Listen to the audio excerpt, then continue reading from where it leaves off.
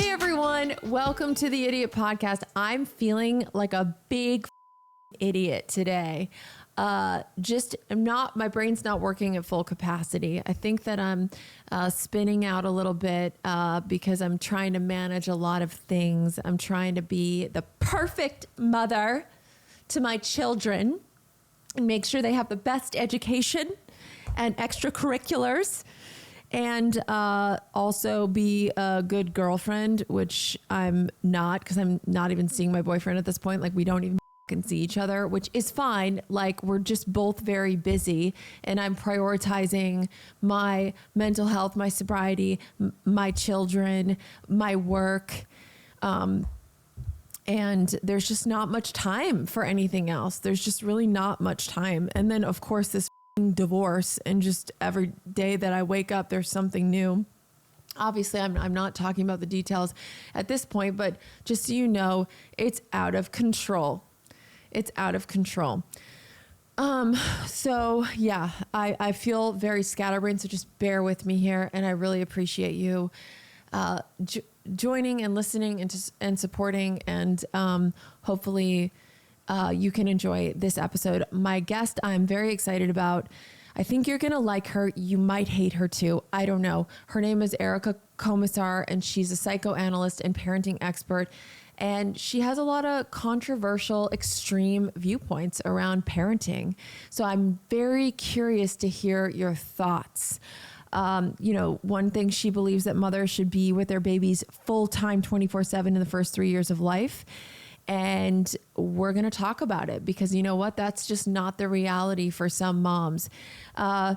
She has a lot of other controversial takes too. We talk about modern parenting norms. We dive deep into attachment, mental health, and what our kids actually need, whether we want to hear it or not.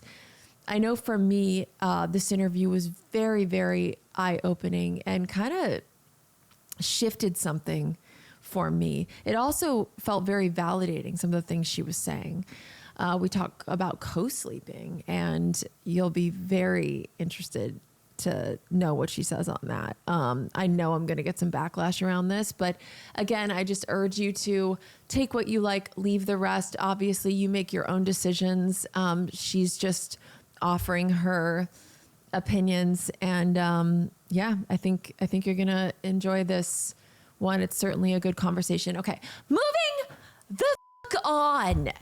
Patreon. If you haven't joined my Patreon, you should join it for many reasons. One is I have been feeling this urge to hear your story.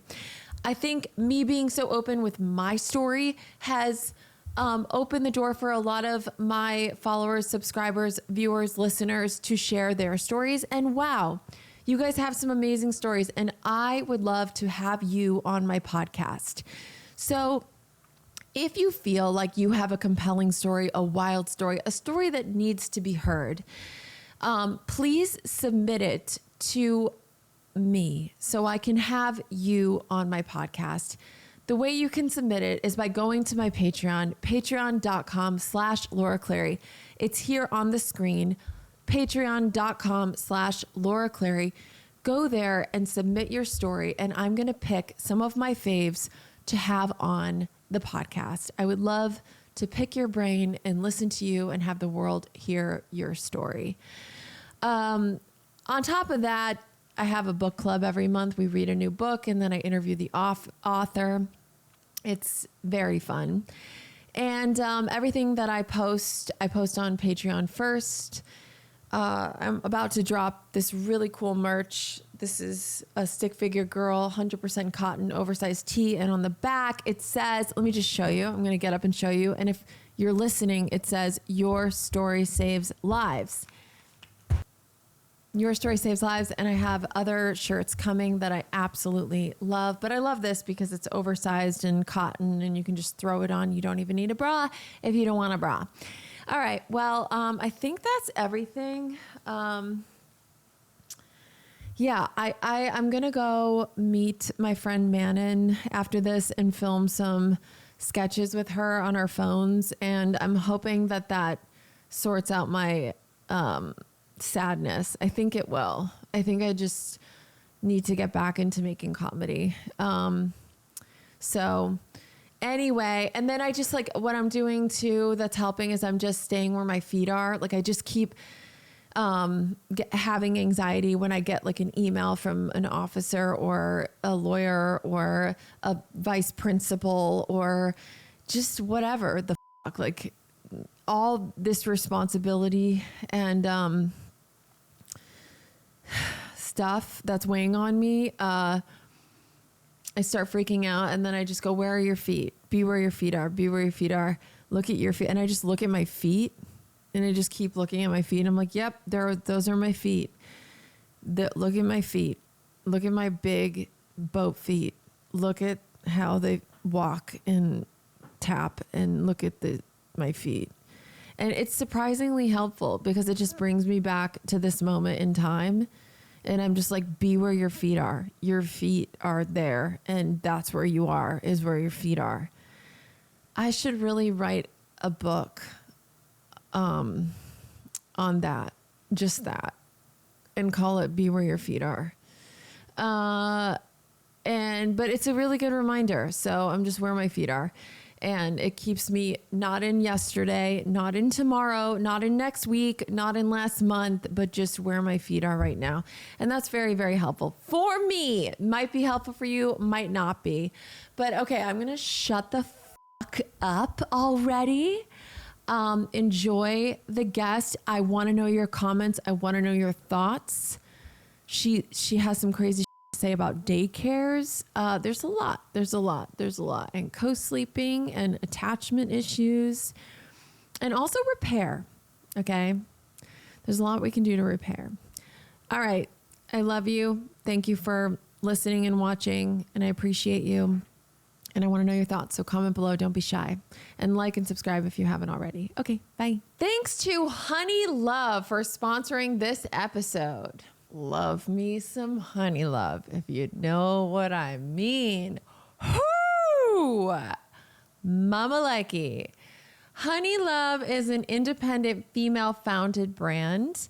All Honeylove products are intelligently designed by women who actually wear them, including the founder, Betsy, Bestie Betsy, who's highly involved in the development of each product. Treat yourself to the most advanced bras and shapewear on the market. Save 20% off Honeylove at honeylove.com/idiot. Use our exclusive link to get 20% off at honeylove.com/idiot to find your perfect fit. After your purchase, they ask you where you heard about them, and please support our show and tell them we sent you. That's honeylove.com/idiot. Experience the new standard in bras and shapewear with Honeylove. Hungryroot. Thank you to Hungryroot for sponsoring this episode. Shopping, planning, and cooking food really can be simple and stress-free. Just imagine having your weekly shopping cart filled for you and your meals of the week decided on. Taking all that work off my plate is why I love Hungryroot. I am overwhelmed, okay, as a single mom to 2 young kids, going through a divorce, working, parenting. It's a lot. And the last thing I want to think about is what we're going to make for dinner. This is why I love Hungryroot. Hungryroot has learned my tastes and tailors my orders to me, and it can do the same for you. So take advantage of this exclusive offer, and for a limited time, get 40% off your first box, plus you get a free item in every box for life. Go to hungryroot.com/idiot and use code IDIOT. Again, that's hungryroot.com/idiot, code IDIOT to get 40% off your first box and a free item of your choice for life. Hungryroot.com/idiot, code IDIOT. All right, welcome back to Be Better, Bitch, the podcast that teaches you how to slay your day, silence your inner child, and become the kind of woman who can hold a plank for 9 minutes while running a company and lactating on command. I'm your host, Moni Ribbons, best-selling author of Get Up and Dominate, you soft little pancake bitch. certified high performance coach, mother of 3 children whom I've only met twice but love them dearly. Today's guest, Erica Komisar. Am I saying that right? Yes. Komisar? Yes. Komisar. That's it. Komisar. Is Yeah. Komisar? Komisar. Komisar? Komisar. Is Komisar? Yes. A psychoanalyst who believes that being there for your child is more important than building an empire. She thinks that babies can get depressed. I call bluff. I've never seen a baby binge watch The Office while stuffing their face with Oreos. And she thinks that daycare might be causing emotional abandonment. I think she's trying to sabotage the hustle. Let's get into it. Okay, Erica, thank you for being here. Thank you for having me. Great. You said that babies can get depressed. Now, Erica, what the hell do babies have to get depressed about? They get spoon-fed organic mush and they sleep 12 hours a day. Are they sad because they poop their pants? I poop myself all the time because I don't believe in taking breaks. And I've never been depressed. Well, babies suffer when they need you and you're not there. So when babies are in distress, they need their mothers or primary attachment figures to comfort them because they are What if you're busy running an empire? Yeah. If you're busy running an empire, that means you're probably not there when they need you. Are you calling me a bad mom? No, but you're asking what babies need. And so babies need a lot of comfort and a lot of soothing when they're in distress, and they need to feel safe. So they're just needy. They are needy. Very, very, very Isn't needy. that a problem? No, because when they get those needs met, then in the future, they're not needy. Okay, so what are you saying? I'm saying that if you give babies what they need Let in them the be early needy years, and then they won't be needy? That's right. If you give them what they need when they're really little, then they're able to be more independent and interdependent when they grow up. Okay. So give them what they need and they won't be needy. Yeah. Okay. All right, you're telling me the best thing that I can do for my baby is be there. But the thing is, I was there. I sent him a Zoom link. Are you saying I'm supposed to be in the same room as her? What is this, the 1800s? Should I churn butter too, Erica? I have nothing against churning butter. But yeah, being in the same room is really important with children. So I have nothing against Zoom links, but with children, Zoom links really don't do the trick. Okay, because my baby's like a master at Zoom.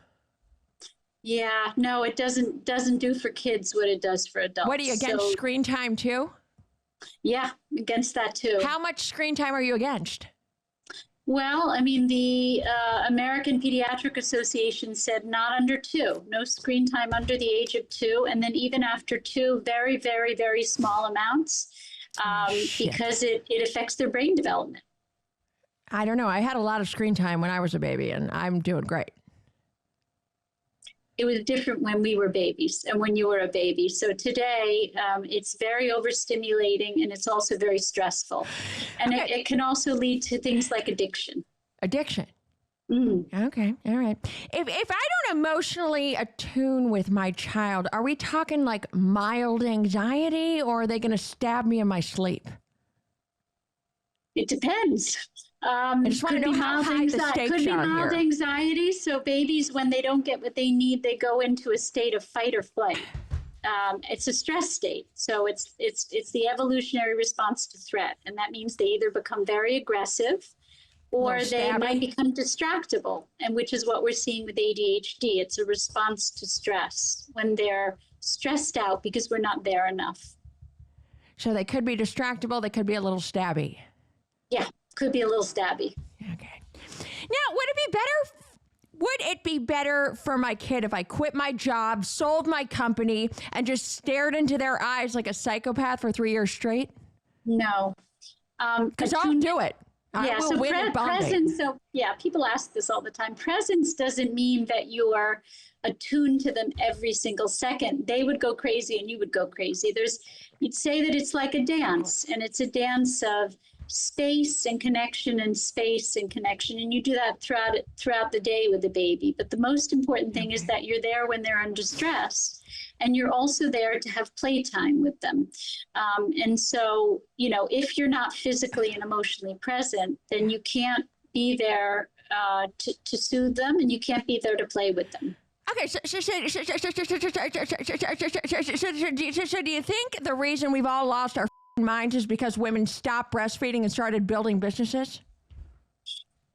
That's a tough question. I think that the feminist movement did a lot of good things for women, but I also think that it prioritized adults' needs over children's needs. And I think that the idea is not to go back to a place where as adults, as women, we don't have our needs met, but that we prioritize our children's needs and we make them the center, not ourselves the center. How are we supposed to do that when most houses need a dual income now? How are we supposed to do that?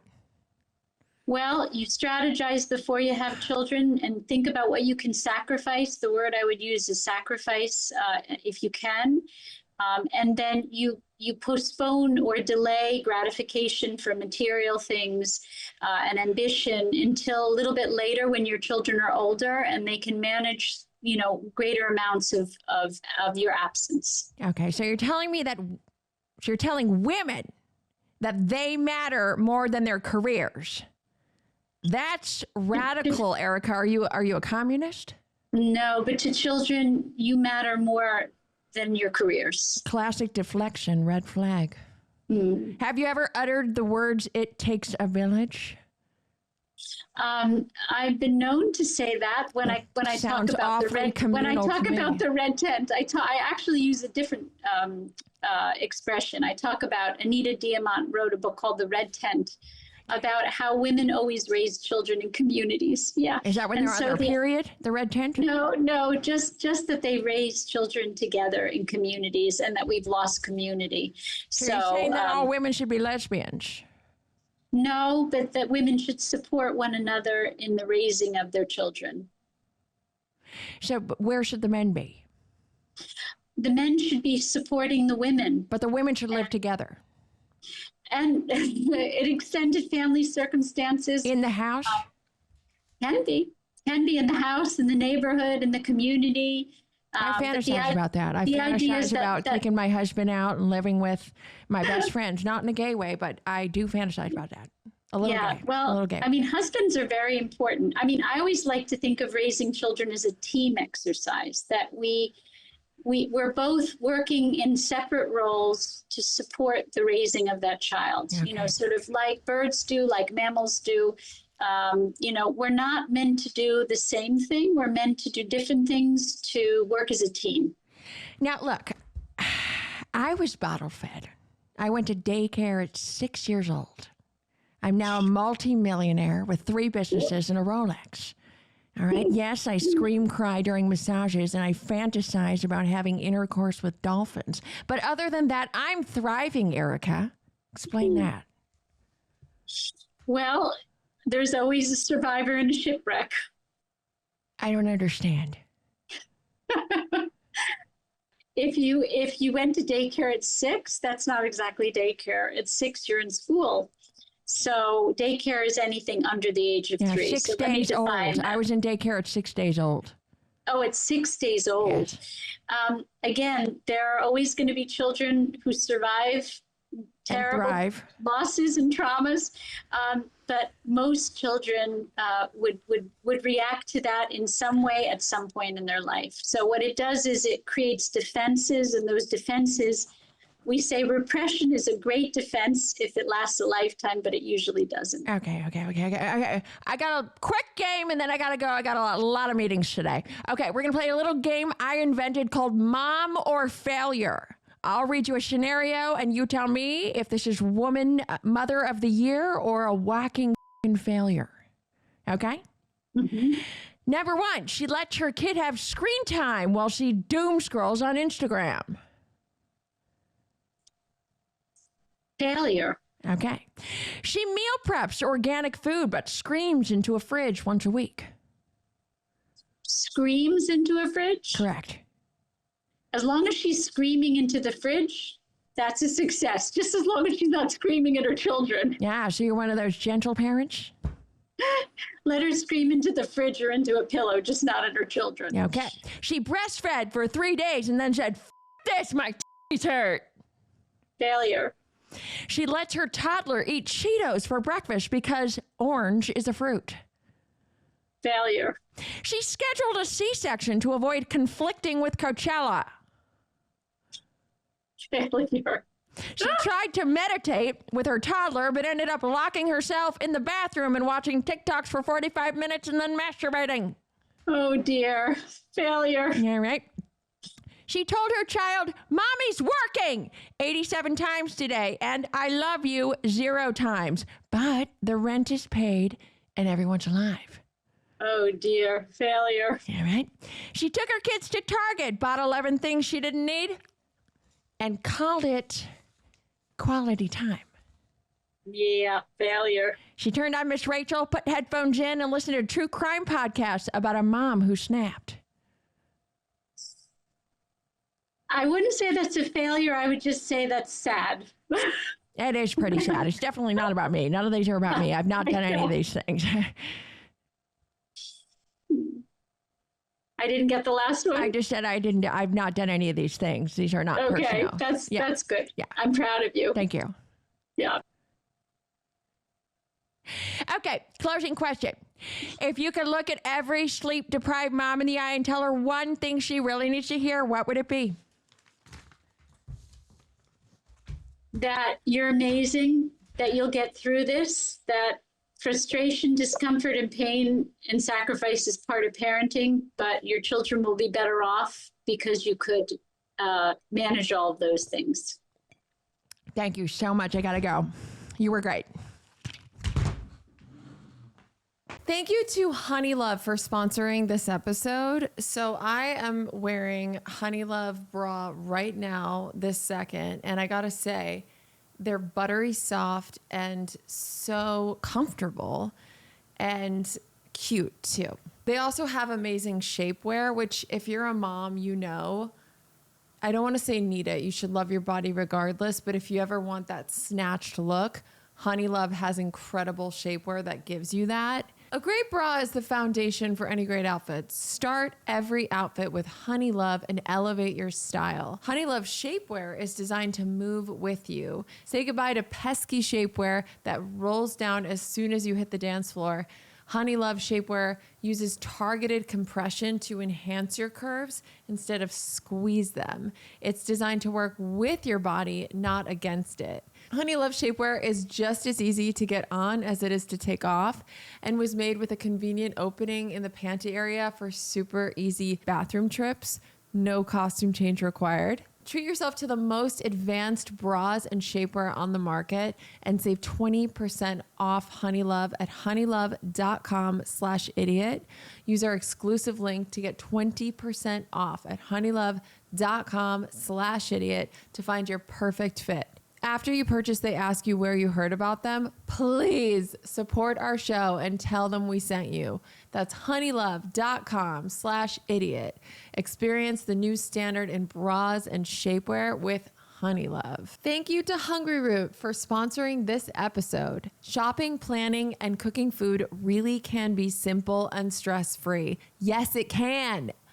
Imagine having your weekly shopping cart filled for you and your meals of the week decided on. Taking all that work off my plate is why I love Hungryroot. Hungryroot takes the stress out of mealtime by filling your cart with personalized picks and planning your week of meals, getting smarter with every order. With over 15,000 recipes to choose from each week, many ready in just 15 minutes or less, and a wide grocery selection, including smoothies, sweets, kids snacks, salad kits, ready-to-eat meals, and supplements. It's easy to find options that fit your whole family's tastes and nutrition goals. Hungryroot helps you save by reducing food waste, avoiding impulse grocery buys, and skipping last-minute restaurant takeout. Their best price program ensures you get great value on over 100 popular products. And with my offer, you'll get a free item like a premium protein, veggie, or sweet treat in every box for life. I have cooked some of the most incredible meals using Hungryroot, and it's cool because my family is plant-based. We all don't eat meat or dairy, and so it's difficult to find new, fun, exciting things to cook that are healthy and that me and the kids love. So some of my favorite Hungryroot meals that I've made: the spiced tofu super blend fried rice, so good. They've got a protein pasta with marinara and Beyond meatballs, yummy. Just it gives that comfort food. It's such comfort food for me. I also love their sweet potato and cauliflower curry bowl, the baby romaine avocado and vegan Caesar salad, chimichurri veggie burger. There's just so much. There's so many options to choose from. So with whatever your diet is, Hungryroot has your back. Make sure to take advantage of this exclusive offer, and for a limited time, get 40% off your first box, plus get a free item in every box for life. Go to hungryroot.com/idiot and use code idiot. That's hungryroot.com/idiot, code idiot, to get 40% off your first box and a free item of your choice for life. hungryroot.com/idiot, code idiot. Don't be an idiot and get Hungryroot. Okay, so Erica Komisar is a psychoanalyst and parenting expert. She says a lot of stuff that moms hate, like how being physically and emotionally present in those early years really does matter. She's been called controversial, and she's here to drop some very uncomfortable truths and maybe help us raise a little less anxious humans in the process. Erica Komisar, like a comb, like my daughter hates. She just can't stand the comb. It's like hell every time I try. Okay, what do you do and why do you do it? Well, as you said, I'm a psychoanalyst, also a social worker, and I am an author of books on parenting. And in my practice in New York, I see a lot of parents for parent guidance. And why I do what I do is about 35 years ago when I started practicing, I was seeing a rise in mental illness in children and adolescents, and I became very concerned with that rise. And I was seeing in my practice a phenomenon, which was that the children who were doing the least well had the least present primary attachment figures, usually their mothers. And so I started looking at the research, neuroscience, attachment research, epigenetics research, and it all backed up what I was seeing in my practice. And then I said, well, I have to tell people this so they understand that 0 to 3 is what we call the first critical period of brain development in children. And it's a very important period for parents to be emotionally and physically present, because the environment helps to build that social emotional right brain. And by 3 years of age, 85% of a child's right brain is developed. And a lot of that has to do with the interaction with and the presence of that primary attachment figure who makes that child feel safe and secure and builds the foundation for mental health in the future. Okay, so you say moms matter a lot, specifically in the first 3 years. Yeah, they matter throughout. So, but the brain is so plastic. Yeah, the brain is so plastic, which means that it's so it's a period of intense growth of the right brain. And so that plasticity means that mothers are very, very, very important from 0 to 3.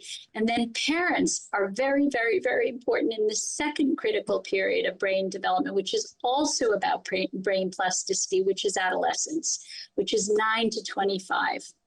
And so it's not that parents aren't important throughout, because they are, but in these periods of brain plasticity, you have a great chance to build a foundation for future mental health in those children. And it's through your emotional and physical presence that you build that. What about the working mom who gets 3 to 6 months tops off maternity leave? For that mom, depends on what kind of working mom. I think there are, and I don't like to clump them all in together, so I'm going to separate them a little, which is also controversial. There are working moms, single moms, families earning less than, $35,000 a year, under poverty line for families. And they don't have the same choices as other moms and dads do. So let's be clear about that.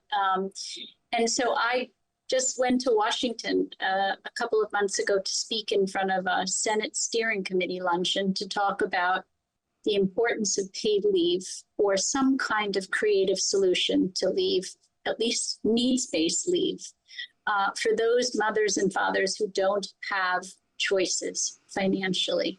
Now, you could say a lot of moms and dads who are middle class don't have choices, but what I would say to that is that there's a big difference between the choices of a middle class family who are choosing between things like what kinds of schools their children go to, whether they go on vacation, whether they have 2 cars, how big a house they live in. So I want to be careful not to lump all parents together because, sometimes people would accuse me of being elitist. I'm far from elitist because I'm someone who actually has advocated for paid leave, for the past 20 years. So, we're the only country in the world other than Papua New Guinea that doesn't offer mothers the ability or the choice to stay home with their children in the first year. So for that, I'm very sad, but it doesn't stop me from telling the inconvenient truth. So if we are trying to protect mothers from feeling badly, we're protecting the mothers instead of protecting the children. And that's what our society has become about, protecting the grown-ups from feeling badly. But the truth is that maybe when the grown-ups feel badly, they make different choices. So for me, I don't mind making grown-ups feel badly if they think about children and feel for children in a different way. They may not all have the same choices, but they still may have some choices. And maybe those choices are not to put their children into daycare, even if they come from a poorer family, but to rely on their relative to help them care for their child, to move in with their relative, or to share a caregiver with a friend. You grab Jane, who lives next door, who is going to put her child in daycare, and you say, let's share one caregiver together if we have to work.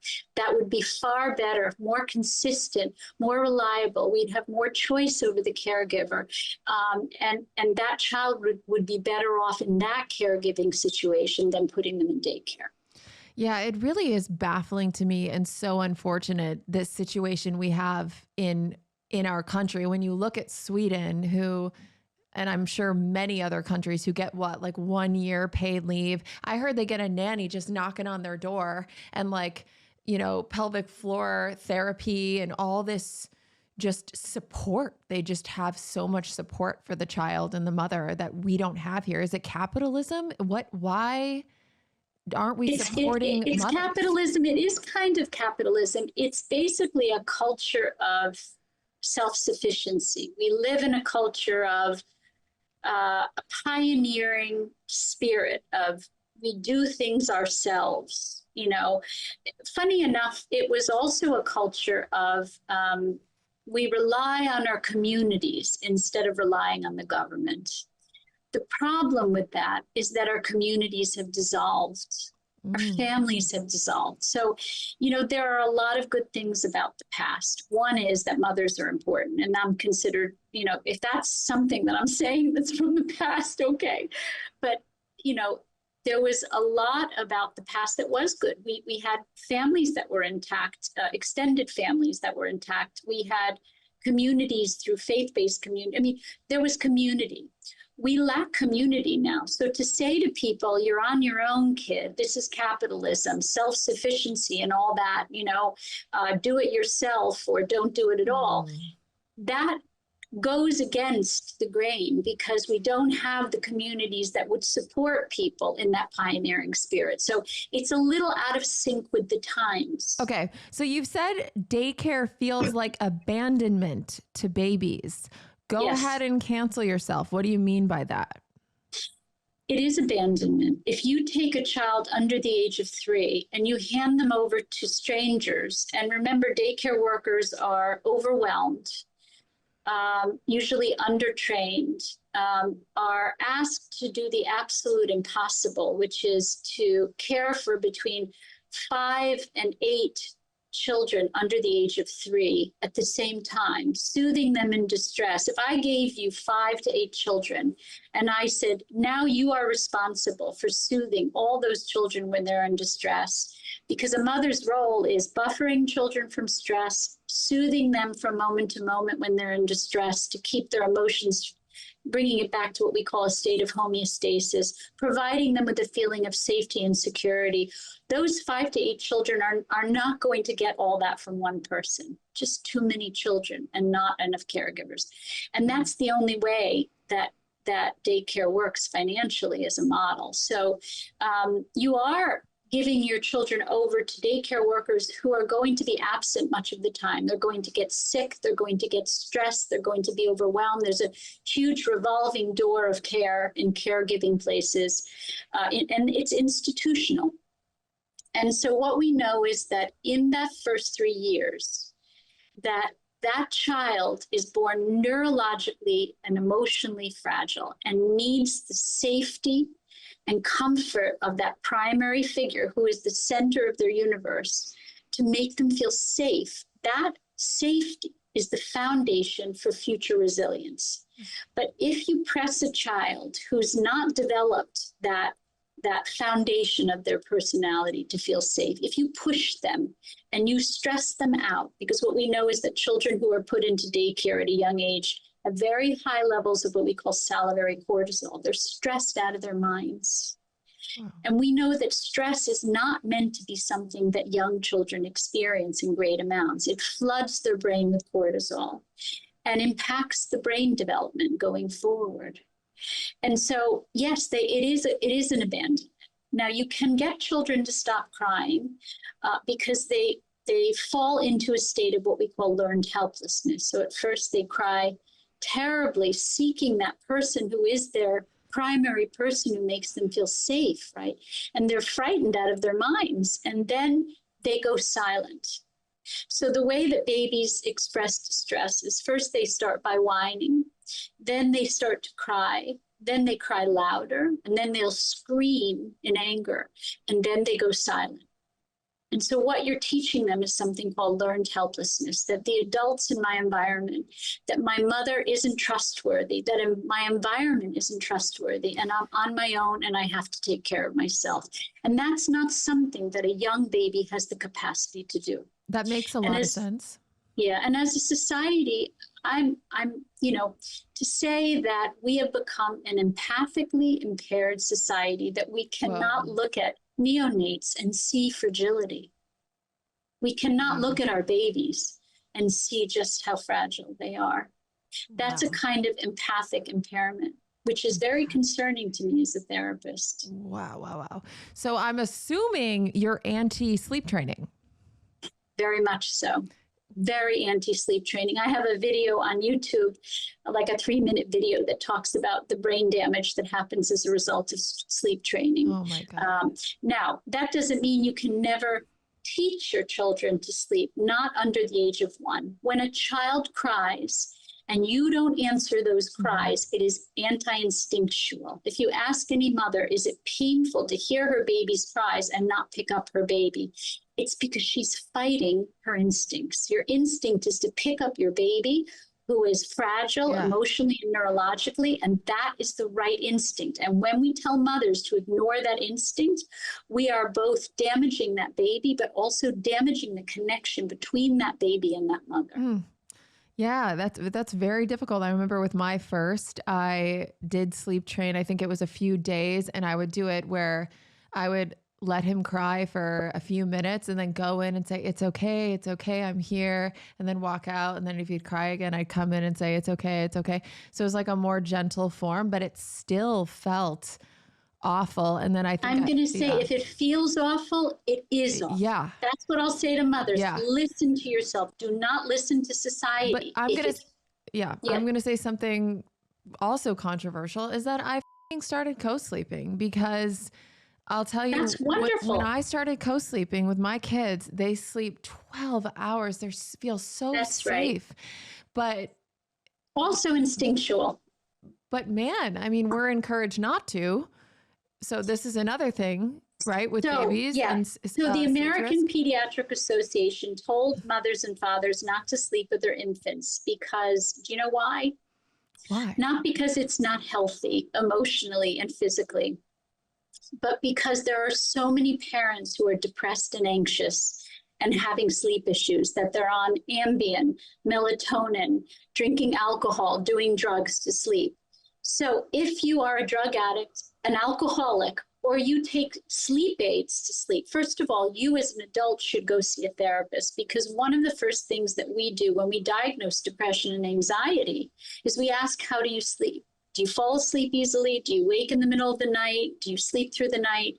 So if you're having trouble sleeping and you're forcing yourself to sleep by using drugs and alcohol, then of course you don't want to sleep with your baby. Or if you have a partner that does that. Right. You're going to dampen but if you have a partner who does it and your partner is on one side and you're in the middle and the baby's on the other side and you set up something, so a guard, so the baby doesn't fall off the bed, you're going to get so much then shit for it's this. still okay. Because the truth is that as long as you yourself, a mother, will never roll, a healthy mother who is not taking drugs and not drinking will never, ever, ever roll on her baby. It's anti-instinctual to roll on your baby unless you're a drug addict, an alcoholic, taking sleep aids. And so if you have the baby on your side and your husband is taking sleep aids, it doesn't matter. The point is that the baby is near your body, because as a primary attachment figure, babies seek you. They're not seeking your spouse. They're seeking you because they know we're animals. We're mammals. They seek your smell. They seek your smell. Yeah. Babies, when, people will write me and say, my baby is in the NICU unit, or my baby is in the hospital, because of something. I say, take your sweatiest, smelliest t-shirt, rub it under your arms, and bring it to the hospital. Squirt some milk on it. That's right. We are mammals, and our babies are attached. We are unique to our babies. This is one of the greatest myths that Western society has told parents that has destroyed the bond between mothers and babies. We are unique to our babies. We are not generic or fungible. We're not fungible with fathers. We're not fungible with other women. There's nothing fungible about you as a primary attachment figure. What's fungible? There's nothing exchangeable. There's nothing interchangeable about you with other caregivers. You are unique. You are a unicorn to your baby. So, but all these studies that say parents who co-sleep with their babies have an increased risk of what? Infant deaths. No? Is that because look, I promise you everyone's going to come in the comments and go, no, just no. Again, unless you're a drug addict or an alcoholic, then you probably shouldn't sleep with your baby. Let me say that. But if you are a healthy mother, then how long can we co-sleep with our children? I mean, it depends on whether you follow Sears or not. The Sears book was about the family bed. I mean, for me, I don't judge. If people want to co-sleep, I don't judge. And what I say is that at least for the first 3 months of a baby's life, they should be in your bed. And I'll tell you why. When that baby is born, they have been inside your body for 9 months. They are living in an environment where they're constantly hearing your heartbeat. They are constantly hearing the whoosh of your of your stomach, of your, believe it or not, all of the sounds of your body that are soothing to a baby. But your heartbeat, skin to skin contact, the sound of your voice, all of these things are critical to that baby. So when they come out, I'm just going to plug my phone in. When they come out, they're so used to being inside of you that it feels dramatic to them. It feels traumatic to them to be in this cold, detached world. And so when we keep them on our bodies, if you look in most parts of the world, women not only co-sleep, but they wear babies on their bodies for the first year, first on the front, then in the back when they get too heavy. And they take them to work. They work with them on their back, you know. And the reason they do that is because mothers regulate babies' stress levels. They regulate babies' heartbeats. It's so healthy to have them close to you when they're so neurologically fragile. And there's a lot of theories that say that babies are born about 9 months too early. That if our brains hadn't grown so big, that they wouldn't go through the birth canal after. If the babies hadn't grown so big that they would kill the host, meaning they'd kill the mother, babies began to be born too early. And so you could say we're like marsupials. We're not marsupials, but you know, there's a line in Australia where everything is a marsupial, lives in a pouch. You know? Babies are born so neurologically fragile that there's a researcher from Columbia that gave me a quote, which I loved. She said that mothers are the central nervous system to babies in the first year. Wow. So that should say it all, that separating your baby from your body, putting them in daycare, but just putting them in cribs when they're a month old, or it doesn't make instinctual sense, and it's not healthy. Wow. Yeah. And I always kind of kept it quiet that I would co-sleep for fear of insane judgment, and then not wanting to give someone else, even though it felt so natural and right for me to co-sleep. And let me tell you, my kids are 4 and almost 6, and they still sleep on either side of me, and they sleep for 12 hours a night, and they're so happy, and and I'm so connected, and I wake up and it's like heaven. And because they feel safe. You know, I'll say something, which is that sometimes when mothers have to work, I actually encourage mothers to sleep with their children because, right, pay now or pay later. If your so there's something called nighttime security, which is even more important than daytime security in the research, which is that children who wake in distress in the middle of the night are more fearful and even more need of the comfort and the soothing in their distress than during the day, in terms of laying down that foundation of attachment security, right? Yeah. And so from all of the attachment research, we know how important attachment security is, that if a child by 12 months of age doesn't have attachment security, they won't be, 80% of them won't have attachment security 20 years later. And it is correlated with all kinds of mental illness, anxiety, depression, borderline personality disorders. So it's, right, we have a lot of research to say that attachment security is critical for the future mental health of children. And part of that is listening to your instincts, whether it's co-sleeping. So if you're going to work during the day, then you're going to have to give those children something of yourself at night. That's exactly my situation, where I work, but I'm also extremely lucky that I work at home. So I've got kids. My kids can just bang on the door and come in. When they were babies, I film at home, and we take breaks every single time my babies wanted to breastfeed. I breastfeed them, and then we finish filming again. Now I know that I'm extraordinarily lucky that I'm my own boss, and I can make my own schedule, and I can schedule it around them. Not everybody has that luxury, you know? And so what about the moms who are working, who are single, who don't have that luxury, whose babies were in daycare, who were told your baby has to sleep by themselves in a crib as a newborn? What about them? What can we do to repair? So that's the word. Repair is the word. And there's a great deal you can do to repair. The sooner you get to it, the better. So if you are in the process of repair, don't wait, right? If you're listening to this and you missed that window, or you feel some regrets, again, for me, I don't look at regrets or guilt as a bad thing. I look at them as an instrument, as a tool to help us get to where we want to get. So if you want emotionally secure children and mentally healthy children, then you have to repair. And repair means a lot of what you didn't give to them in those early days, you do now, right? So a lot of physical contact, a lot of skin to skin contact, a lot of emotional regulation, soothing them when they're in distress, mirroring their emotions. Mirroring is something where we look at a child when they're sad and we empathize with that sadness. We don't dismiss it or ignore it or move them on from it, but we allow them to be sad, and we show our empathy with our nonverbals, our body language, with our words. If they're angry, the same thing. If they're happy and joyful, the same thing. So that mirroring, that skin to skin contact, all of that physical affection. And, you know, the idea is that parents are, from birth for children, the emotional digestive system, like we have a stomach that helps to digest food, whatever. So parents are, you know, to use a metaphor, are the emotional digestive system for children.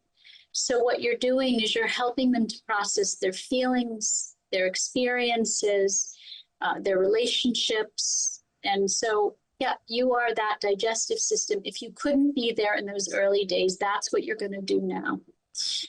Okay. And, you know, I want to talk about the father's role, and I'll just get personal for a minute. Yeah. I got a divorce when my kids were 1 and 3. It was not a safe situation. He's since now in recovery. He's sober again. He's lives a mile down the road, and he's very much a part of their lives. But there was a time where it was not, separation was the safest option, right? So, with more non-traditional families now, you got 2 moms, 2 dads, single parents. Can your attachment theory apply across the board? So mothers and fathers are not the same when it comes to nurturing, because our nurturing is influenced by evolutionary instinctual nurturing hormones. There's a biological component to nurturing.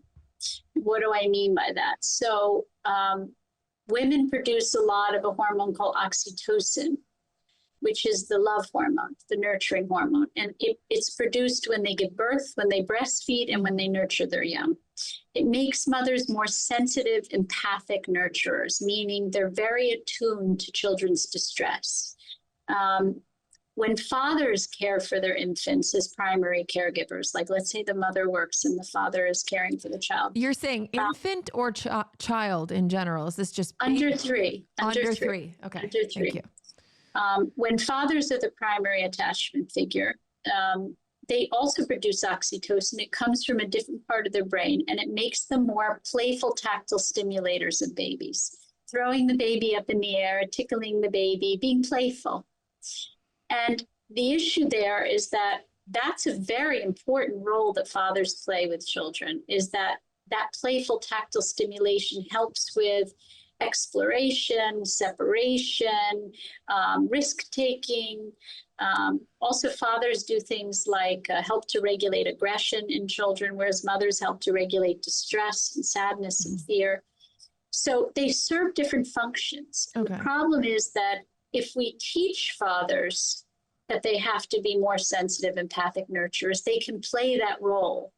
But if we go about our business thinking that there's no difference, then fathers and mothers will, for the most part, fall into their instinctual biological roles, meaning that baby may not have that sensitive, empathic nurture. There was a research study done in the UK where mothers and fathers lay side by side.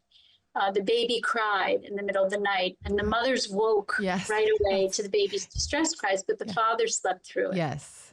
But when there was a rustling of leaves outside the window, the fathers woke and the mother slept through it. So we are not exactly, so fathers are very attuned to predatorial threat because they have more of a nurturing hormone called vasopressin, which is the protective aggressive hormone. So that means fathers are very vigilant to predatorial threat, but they're not the sensitive, empathic nurturers generally that mothers are. So, and infants need that sensitive, empathic nurturing. Now, you may have a father who is more sensitive than a mother, and in which case they may be the better primary attachment figure. But we need to acknowledge that fathers and mothers, from a biological and instinctual perspective, are not the same. That's very interesting. I wonder, but you say it can be learned. And I think for a lot of single moms, and I'll be honest, most of my mom friends are incredibly protective. They protect and provide. Dare I say sometimes women produce vasopressin too. Yeah. Not as much as men. But I guess if we have women to, produce we do, more right? oxytocin, and yeah, that's right. Women produce it too, just like a female lion has to produce it to protect her young from predatory threat. But in general, fathers, that's their role, is that there's a lot of testosterone is bound to vasopressin.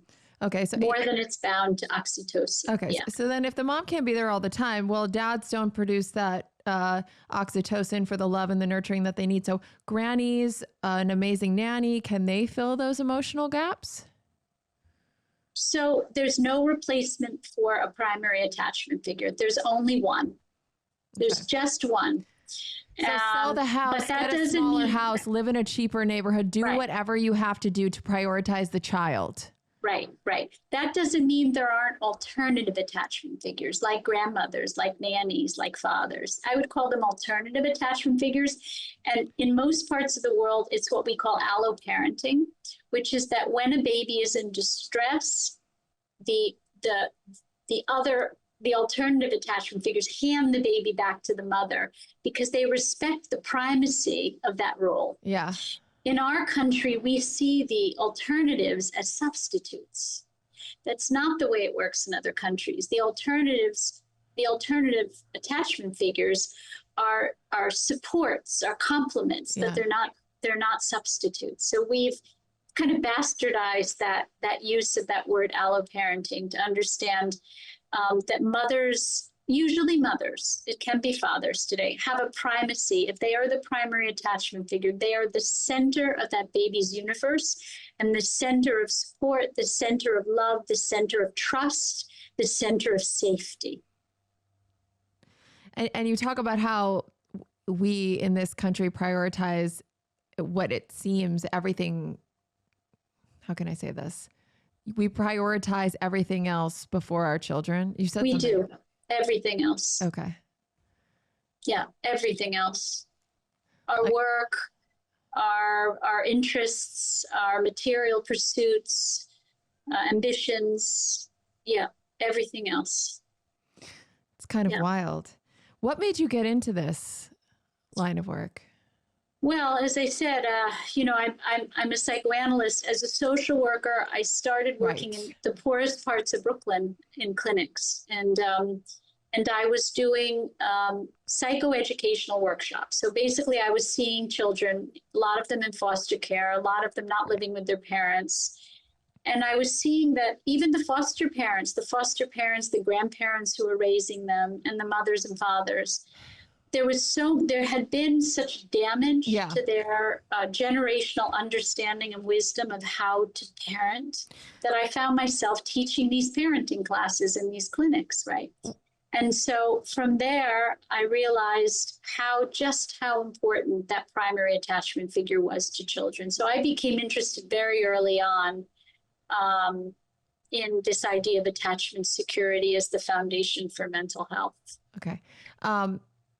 So something like 56% of people are getting divorced, right? And kids are living with one parent or the other. Yep. What is the best case scenario there? How do you feel about stay together for the kids?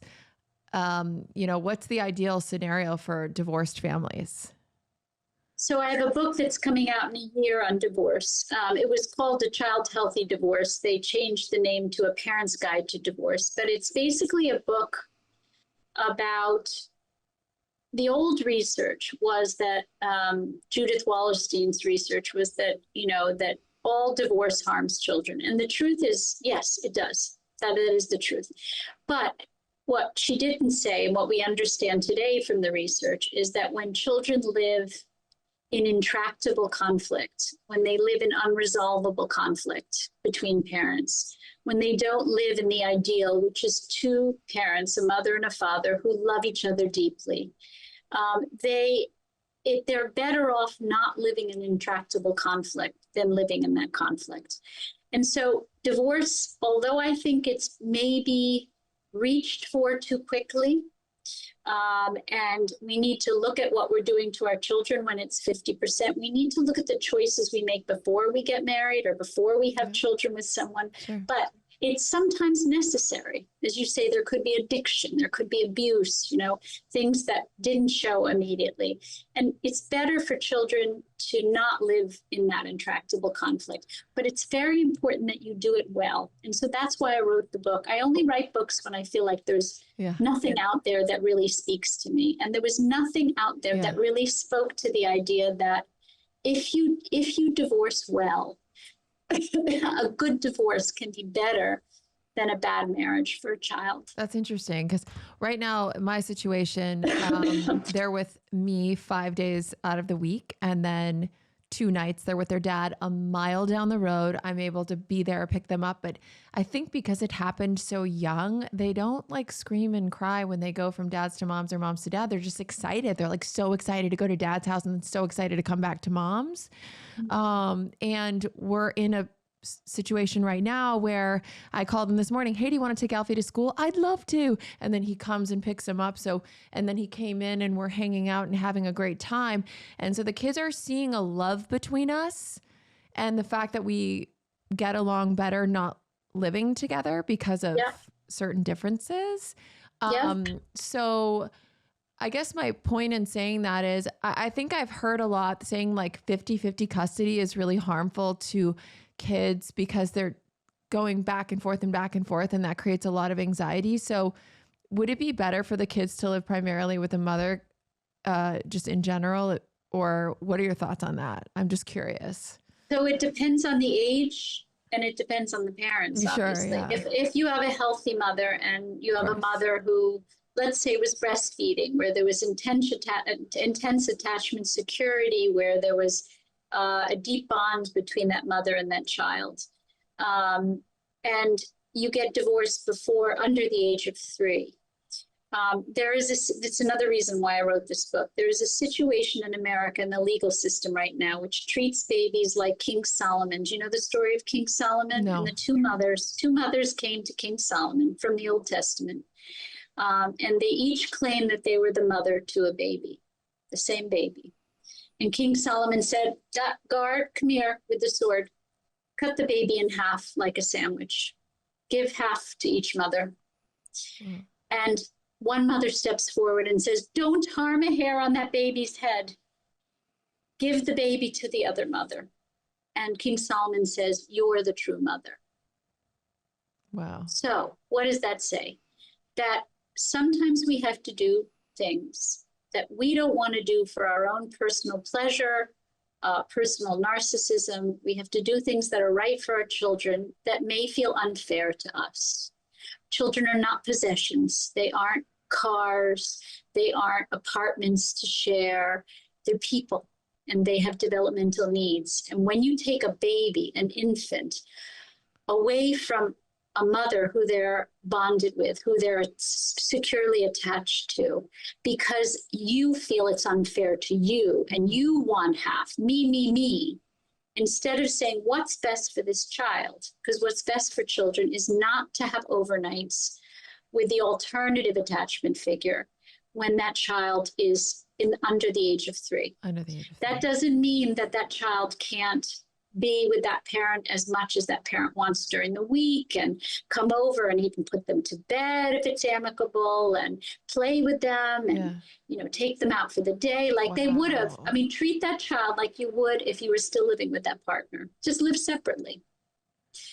And then when that child gets older, after 3, introduce the idea of overnights incrementally, not all at once. Not shocking, not in a shocking fashion, but in a very incremental weaning-like fashion. And listen to the cues of that child to see if that child is handling it well, and slow it down and stop if that child isn't handling it well. So you follow the cues of that child. You don't do what's good for you. You do what's good for your children. It's called a child-centered approach for a reason. And the idea is that children who are in school do better when they have one stable home during the week when they're in school.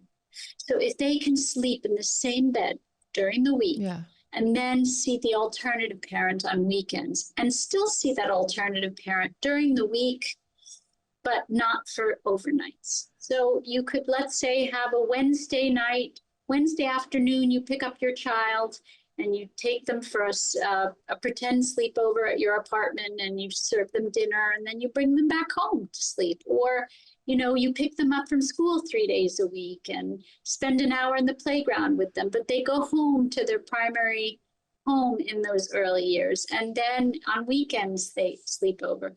That's much more stabilizing for children than this 2, 3, 2, 3, 4. It's like they're a sack of potatoes, and they start to feel like a sack of potatoes. That isn't for the children. The divorces that I've helped with that are the healthiest, where the children do the best, are where children's needs are prioritized over their parents.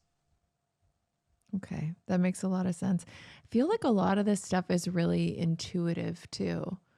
Absolutely. We've just lost intuition. You need people like me, and you need books like I write, only because we've lost the wisdom. Well, because we're told, like, I'll just keep bringing it back to my own experience, which is like, I wanted to co-sleep, but I was told not to, and that I'm a bad mom if I do. And even with my ex and I, we didn't start introducing overnights until they were 3 and 5, because that's when the kids were like, we want to sleep here. Like, it just felt, I don't know. I think That's right. That's exactly right. If you listen to your intuition and not to all of the garbage that's out there. So if you will, again, you can have a very unhealthy parent. You can have a mentally ill parent. Yeah.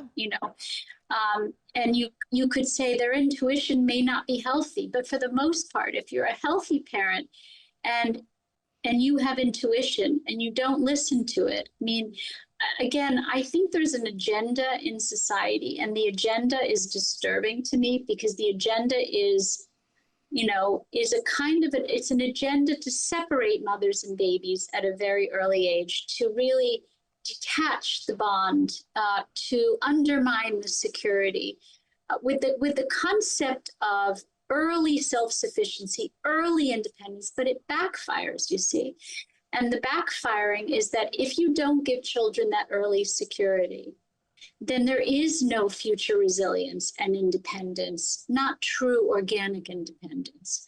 And so it really does backfire. Right. Whereas we're told, you're coddling. Okay. So I just want to get into teens. You say that teens today are riddled with anxiety.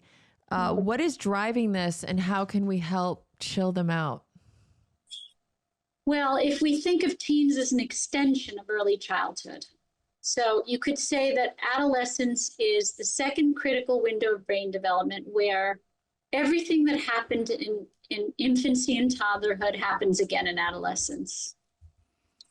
And so if you had a secure base, you're more capable of dealing with the adversity and the stress of adolescence. Adolescence innately comes with a lot of stress and a lot of adversity. Puberty is terrible. So even if you have a secure attachment, 0 to 3? Oh, adolescence is a trauma. Even if you were securely attached. We say that adolescence in and of itself is uncomfortable, frustrating, painful. You have bodily changes, you have emotional changes, you have social changes, you have academic pressure. It's a soup of just a mix of stressful adversities. Is that nature or society? Nurture? That's a natural part of our development. So the reason for all of that attachment security in the early days is to prepare you for that adversity. And is 4 to 8 we're just chilling? What's going on 4 to 8? No. So 3 to 9, which is the middle period, you'd say, is a period of, it's still a period of growth. So remember, 85% of the right brain is developed by 3. Yeah. And then by 9, the brain is pruning an overgrown garden of brain cells. So between 3 and 9, you still have another 15% of the brain that's developing. But it's not the same. So what are you doing from 3 to 9? You're developing self-esteem, competency. You're still needing to secure your children. It's what I was saying about you need to be present for your children throughout childhood. But there are certain periods of brain plasticity when the brain is even more critically vulnerable, and that's 0 to 3 and 9 to 25. And so people look at adolescence and they say, my teenager is fine, and they're independent, they don't seem to need me, they push me away, and I don't need to be there. And that's wrong. That's the wrong message. They're practicing independence. They're doing something called rapprochement, or emotional refueling, which they did if they were healthy and you gave them an opportunity, they did when they were toddlers, which is they get a hug and then they go off to explore, and they get a hug and they go off to explore, right? If you're present enough, they do that. They do it again in adolescence. Okay. If we're not present enough, all of the things that they're encountering in adolescence, they have no one to bring that home to and process. If you are not the one that's home when they come home from school, or there's no one home, if you are not there when they go off to school in the morning, when they're anxious about their test or anxious about the kid that's bullying them at school, if you are not there before they go to sleep at night, when they're the most vulnerable and thinking about all the stresses and worries of the day, if you're not there, and you're not there physically, but also there to help them to process those things, those feelings and experiences don't get processed. They just don't get processed. Do you think homeschooling is ideal? I think homeschooling in certain situations is a good thing. I don't think it's right for everyone. And I think there are advantages to going to school if it's the right school. I think we don't talk about matches with children in school because we just think of children needing to throw children into these big public schools that don't discriminate about children's needs. I think there are very sensitive children that don't do well in certain environments. I think there are children with learning disabilities, with developmental issues. They become targets in those schools. They become teased and bullied. They may not learn in those environments. And so there are very good social and academic reasons to make sure that the school is the right match for them. Not everybody has that choice. And when you don't have, I find that the homeschooling community are often mothers and fathers who feel that the choices around them are not good enough, if that makes sense. It does. Yeah. I have a son who's almost 6 and he's on the spectrum, and he's just, he's not, I would like to say he's nonverbal, but he's certainly not conversational, but he's stringing sentences together now, and he's able to ask for his wants and needs. But let me just put it this way. If he was being bullied or abused at school, he would not come home and tell me. He would not, he would not be able to tell me. Right. And so that concerns us deeply. Whereas my daughter comes home at 3 and goes, "Mom, Sierra looked at me and she said I was this." I did, That's right. So that's what I meant by developmental differences. So if you have a child who's neurodivergent or on the spectrum, those children don't necessarily do well in a mainstream school environment. And so unless there's a school nearby, and it would be worth driving the extra distance to take your child to a school that is an appropriate match, because we all need a cohort group. We need a peer group. So the kids who do the least well are the kids who don't have a peer group and who are forced to be amongst kids without a peer group, because we need groups, right? We need to feel that we have friends. In fact, you could say that school is more about healthy social development than it is about academic development, right? Because you can teach academics at home, and sometimes it's better, actually, to be frank. Like people who homeschool and homeschool well, their kids do better academically, frankly. Oh, yeah.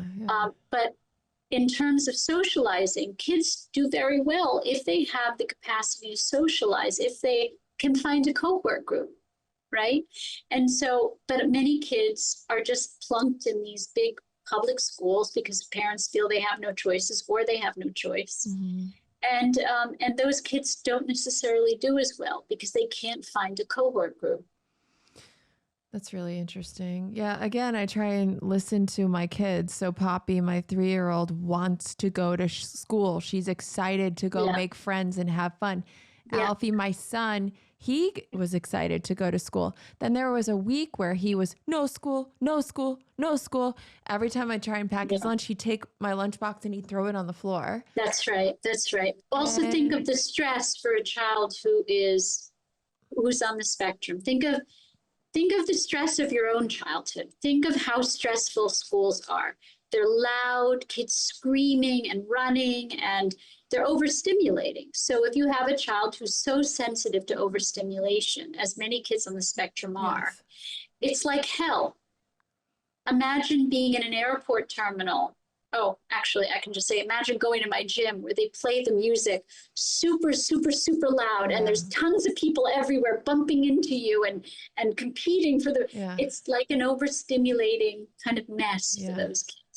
So do those kids do better in homeschooling environments? I always say homeschooling today isn't what homeschooling used to be. Homeschooling used to be thought of as just a child staying home with a parent. But now, since COVID, we understand, and even before, that homeschooling is about homeschooling communities. It's about groups of parents who couldn't find the right match for their children and may create their own little schools. I mean, that's basically what they're doing. They're creating subsets of schools, sort of like pods in COVID. Remember, people created pods. Yeah. And so that's what they're doing. They're creating these pods, and now that kid has a cohort group and has friends and isn't stressed. And you know that we don't learn very well when we're emotionally stressed. If we're being bullied, if we're overstimulated, if we're feeling depressed, we're not learning well. I mean, when our brains are shut down, when our right brains are shut down, our left brain is not absorbing that knowledge, right? So we want to get the stress down in that child's right brain to allow them to learn. That's when we learn well. So am I not a bad mom for keeping him home for those literal 2 weeks where he was begging me not to go to school? And then this is not about so it's interesting because I think moms hear me and they feel guilty and they say I'm a bad mom. And I never call moms or dads bad moms or bad dads, because that isn't what's going on here. In fact, to question what you've done and think about what you will do is to be a sensitive mom. When we don't question, those are the moms I worry about. Those are the dads I worry about. And I feel for those children, when parents don't question, we should always be questioning what we're doing with our children and if we're doing the right thing. Not obsessively, not neurotically, not every day, but we should check in with ourselves and with our child and make sure we're doing the right thing. So for you to say, did I do the right thing? Is this the right thing for him now? Only when we question do we make the best decisions, right? If we never question, we may not make good decisions for our children. Okay, thank you for that. Is it true that our kids are booked like CEOs by 10? And what's the harm in overscheduling? And, how do we not raise these little burnout bots? Is that true that they're... Again, we're not meant to stress our kids out like we're stressing them out. We're not meant to treat them like little adults. They're not little adults. If you want to overschedule yourself and stress yourself out as an adult, go for it. It's probably not good for your brain to multitask, and it's probably not good for your brain to overstimulate yourself. But there's a difference between doing it to an adult brain and doing it to a child. And you talk about needing both attachment and separation. So how do we back off without totally disappearing? Can you go into that a bit? So think of it as a dance. 1 step forward, 2 steps back, 2 steps forward, 1 step back. The importance of attachment is only as important as the importance of separation. John Bowlby, who's the father of attachment theory, wrote 2 big books. They're big books, 1,000 pages each or something. One is called Attachment and one is called Separation. And he did that for a reason, because we need healthy, secure attachment to be mentally healthy in the future, but we also need healthy separation. And so you have parents who can attach but can't let go. You also have parents who can let go but can't attach. the truth is, it's sort of like, it's when people use that myth of quality time alone, there's no such thing as quality time alone. You need both quantity and quality. You need both attachment and separation to be healthy. So answer me this. Why am I, dare I say, I feel securely attached to my kids and I feel like they're securely attached to me. I could be wrong, but it feels that way. Romantically, though, not so much. I would say I'm anxiously attached in my relationships. What is that about? That goes back to your early childhood. So anxious attachment, or what we call ambivalent attachment, is an attachment disorder. It goes back to preconscious memory. So what we know is that what shapes and forms our personalities is whether we trust our environment or not, whether we feel safe in our environment or not. And when we don't feel safe, we feel that our mother is depressed or narcissistic or abandoned us or was just not present or resented caring for us or left us in daycare, even well-meaning, for longer hours than we could manage. What happens is you have to develop defenses to cope with that loss. And one of those defenses that is very common in children is to develop ambivalent or anxious attachment. And that's a disorder where you cling to your love object because you're terrified of them leaving. You could say it's strategy. You say to yourself, that person's going to leave me. I know it. I'm going to just cling to them like a baby rhesus monkey in the rhesus monkey experiments. Okay. And that could explain why I don't feel that with my kids, but I feel that with men or love interests, because my mom you would love her. She was and is so present and always was, just from baby to now. It's just, I felt so loved and accepted by her. And she just truly loved being a mom. I was very, very lucky, very, very lucky. So I grew up with that, and she made childhood fun and exciting, and she was present, and she just loved us with everything. And so I have this love for women, and this, I just feel safe around women today. And I feel connected to my kids, and probably because of her. Dad, on the other hand, was not present when he was drinking. He was unpredictable. He wasn't, I think he's called me once in my life. You know what I mean? So he wasn't, I didn't get that from him. So it really is important then, the roles of both parents, right?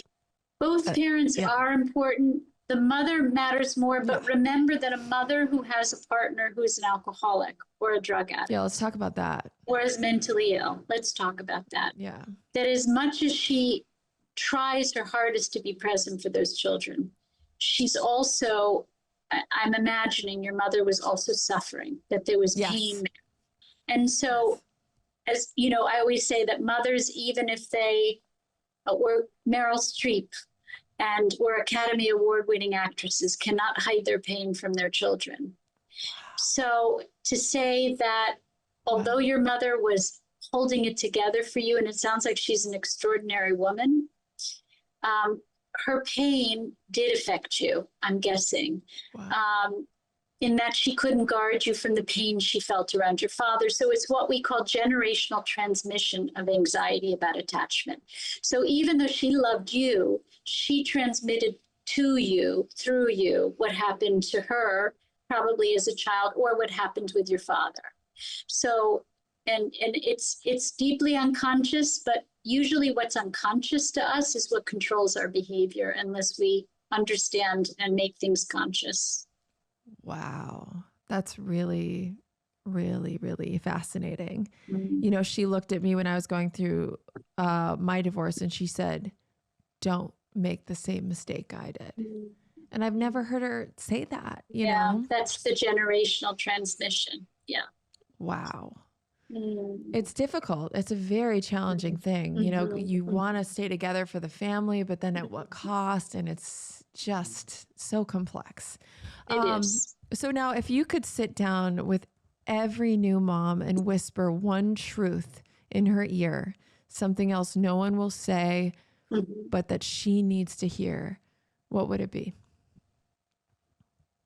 That you're important, that you're valuable as a mother, and what you do for your children is the most valuable thing that you can do, that nurturing and love and physical and emotional presence is the most valuable thing you will ever do in your life. And relationships matter more than any other preoccupations in life.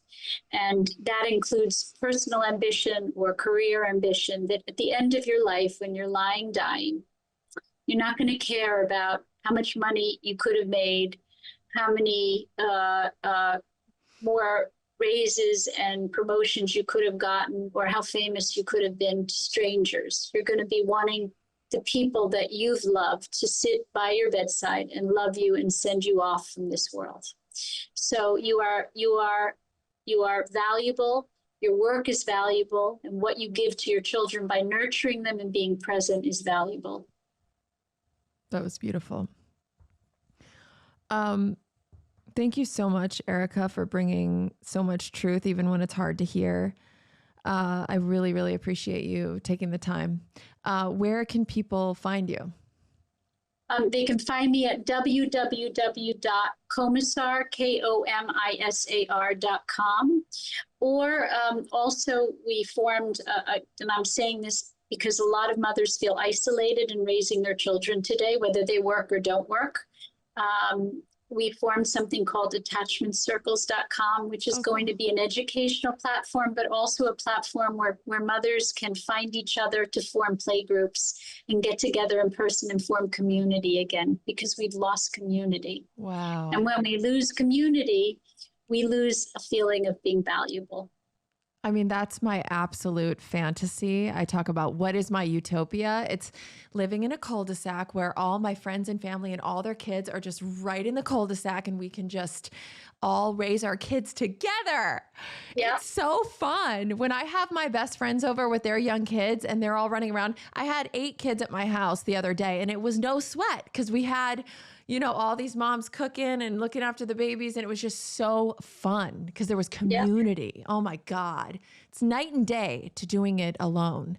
Because I'll say the other day, you know, my daughter really wanted to play doctor, and I was tired and I did not want to play doctor, you know, and you do it. But I swear, when you have other support, like family or friends, it's just night and day. Night and day. Yeah. Night and day.